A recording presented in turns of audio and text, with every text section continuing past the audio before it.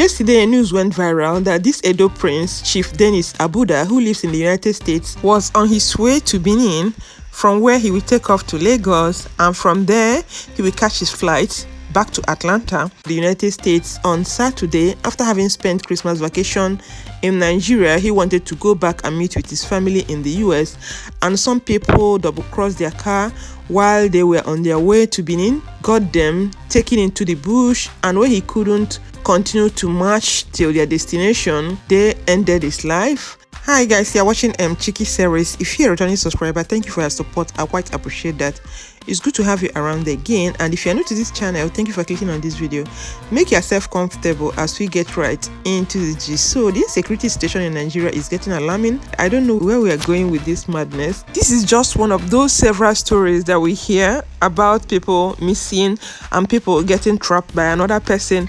This man, we got to know about his own because he's a rich man, is all over the news. That's the reason why we got to know about his own case. There are some people that are missing that nobody knows where they are, and their own news doesn't hit the internet. It doesn't come to limelight. Nobody talks about those people. So this United States-based Edo man, who is Prince Dennis Abuda, came back during Christmas in his village, Fuga. He left his family in the United States. He came back to Nigeria. Then after spending Christmas with his own extended family in the village, he decided to go back on Saturday, being I think 30th of January. And on his way back, while they were on their way to Benin, a car overtook them and blocked their own Sienna bus. Before you knew it, the guys were heavily loaded.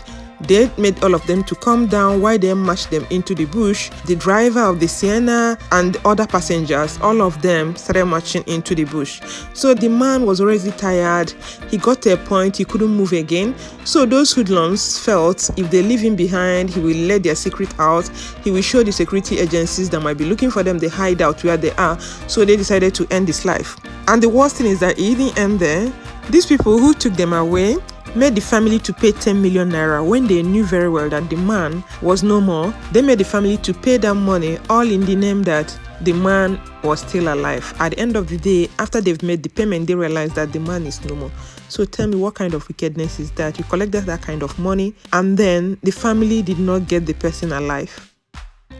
Chief Dennis Abuda, 63 years old, came to his hometown, Fuga, in the Central Local Government area of Edo State, from the United States of America during the 2020 Yuletide. After the celebration, he then decided to return to the United States of America on 30th January 2021. The deceased and 3 others who traveled with a Toyota Sienna car from Fuga to Lagos for his flights to America was attacked and taken them into the forest. It was revealed that while they were being led into the thick forest, Chief Dennis Abuda got exhausted and could not continue the journey. His inability to continue the journey into the forest of the unknown got the sect angry. They were said to have shot and led others into the forest. They however opened a ransom negotiation to the tune of 50 million naira with the family members. But when the family members sought to speak with Chief Dennis Abuda, the suspected kid forced the victims to say he was in another place. 2 of the victims, Chief David Ogeake and Mr. Richard Bologi, said they were descending a hill near Ahobini bypass when the armed men intercepted their car and forced them into the bush. How many of you were in that Sienna? 4. Okay. Including this brother now? 3 men, yes. 1 woman. Okay. Yeah. So what can happen after you come out of the motor? We were just firing. No, you can't find out your brother now. They were not calling for ransom. What happened thereafter? That I should not tell my family that my brother is dead. So I have to oblige that because they must give you an authority before you say anything. Okay. Once they call you to come and speak with your family to discuss about ransom, they will tell you what to say. So how many days did you spend in the bush altogether? They kidnapped us on Saturday afternoon at about 1:30 to 2. And they released us on Tuesday evening at about 6 o'clock. We have 5 now. 5 of the suspects. 5 of the suspects, and they promised to take us to the hideout. So you had the guy saying that they've got 5 of them, that they will make sure that they arrest other ones. I hope they're able to do that and also find a way to stop the insecurity situation in Nigeria, because it's getting worse. I can't believe this man, after staying in the US, just for him to spend Christmas period in Nigeria, and now look at what came out of it. So I hope the government will be able to find a way to fix this insecurity situation, because it's affecting people's daily lives. It is affecting businesses in Nigeria. Tell me, how will people want to come back to Nigeria? This is very scary. Before you knew it, another video surfaced online where the man went for a function and was spraying wads of dollar notes.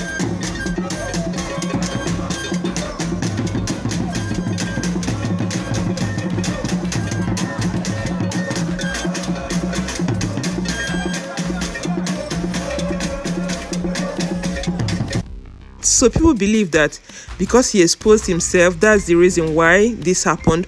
Probably one of those people in the gathering also went ahead to tell people when he was going back to the US, and they found a way to clamp them down. Why some people believe that it's not because of that and it has nothing to do with the man. But the issue is this: one doesn't have to be exposing himself like that. I believe that even if you had some money and there's reason for you to spray money, it's not better you put the money in an envelope and give to whoever you want to give. It's better than trying to tell the whole world, oh, I have some dollars here, oh, I've got some money here. Then you start spraying money. I see it every time. But when you talk, people will tell you, is it your money? Does it concern you? Like this comment here, the guy said, what security are you talking about? Spraying dollar in a village. What do you expect from people? Well, no pity. Then what these people that responded to his comment, they were like, to spend your hard-earned money, is it a crime? You must be a criminal-minded fool. Spraying his hard-earned money in the village is not a crime, bro. So the thing is that people don't believe that because he sprayed the money, that was the reason these people attacked them. But me, I believe that normally, even if you have money, you find the way not to expose yourself, because by the time he started spraying the dollars, the wads of dollars in a village like that, all eyes will be on him. People will be wondering, okay, this man, what does he do? Where is he coming from? Then the story will spread. Oh, this man is from the US. Then you don't know who is who. It's an insider. They will tell an outsider that something is happening in your compound. It's not an outsider because he doesn't have the information. It's the family member that also snitched on him. That's what I think. If you heard the way they narrated the story, he said that the car double-crossed them. Other cars were passing. Why was it their car? Why was it that car that they stopped? So these are the things. It's calling for lots of questions. People that are going back to Nigeria, or even people in Nigeria, find a way to protect yourself. There's no longer security in Nigeria. If you have a reason to pay a policeman to guard you or military men to guard you, then please feel free and do it. The other time I was watching a video of people on this Bini Ore road. They were traveling and the whole road was blocked.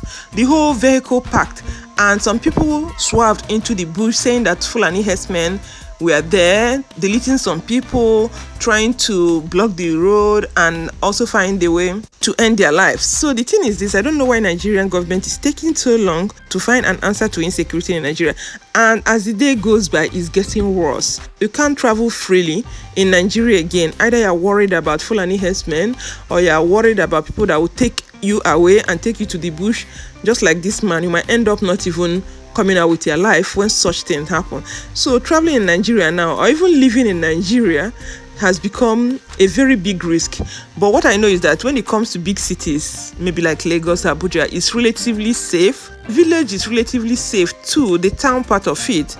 But when you start traveling, all those bushes, when you cross towns, those bushes before you get to the next town, stuff like that, one has to be very careful when it comes to that area, because it is clear now that Buhari administration doesn't know what to do about insecurity situation in Nigeria. Each day that passes, it becomes very, very serious. Look at what is happening in Southwest with Sunday Igboho and the Yoruba people trying to send the Fulani herdsmen out. Then Eastern people, they now have Eastern Security Network that's also clashing there with Fulani herdsmen.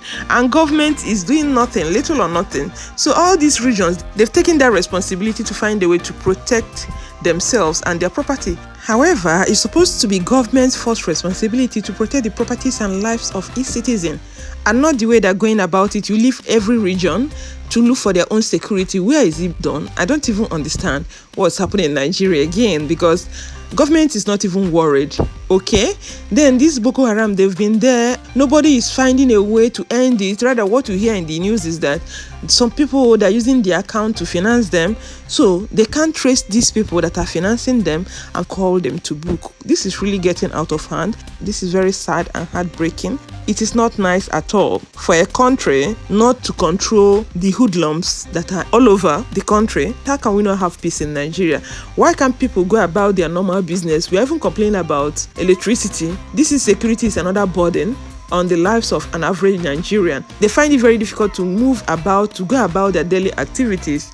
If you are traveling now, you'll be thinking, what will happen when you get to the middle of the road? Average businessmen, they travel by road. So do you continue to take flights? Even flight schedules, they are not there regularly. Sometimes they delay the flight, sometimes they cancel the flight. And if you go to the airport in the morning thinking that you're bored, at the end of the day, when they cancel your flight, you see that all your plans have been shattered. All your plans will no longer go as planned. At the end of the day, you lose the appointment. Maybe it took you 2 months to even fix appointment with the person that you're going to see, and because they cancel your flight, you will not be able to meet up with the appointment.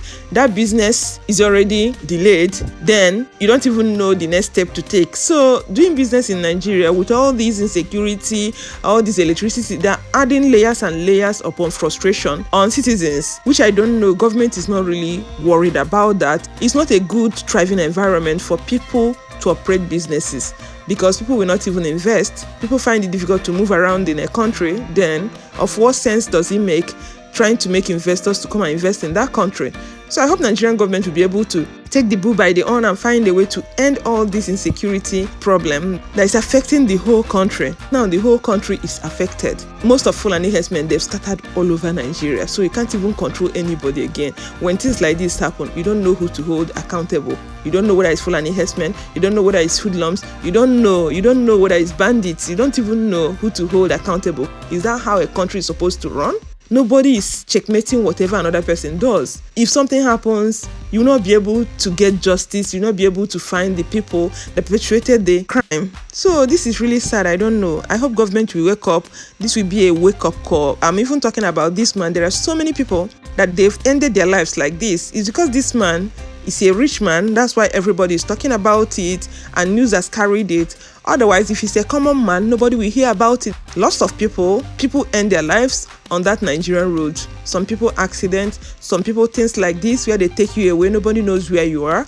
Your family are looking for you, then they don't have money, they won't be able to bring it up to television to show the whole world what is happening. Just because the man is rich, that's the reason why people are able to hear his own story. So I hope Nigerian government will be more responsible and be able to account to Nigerian citizens.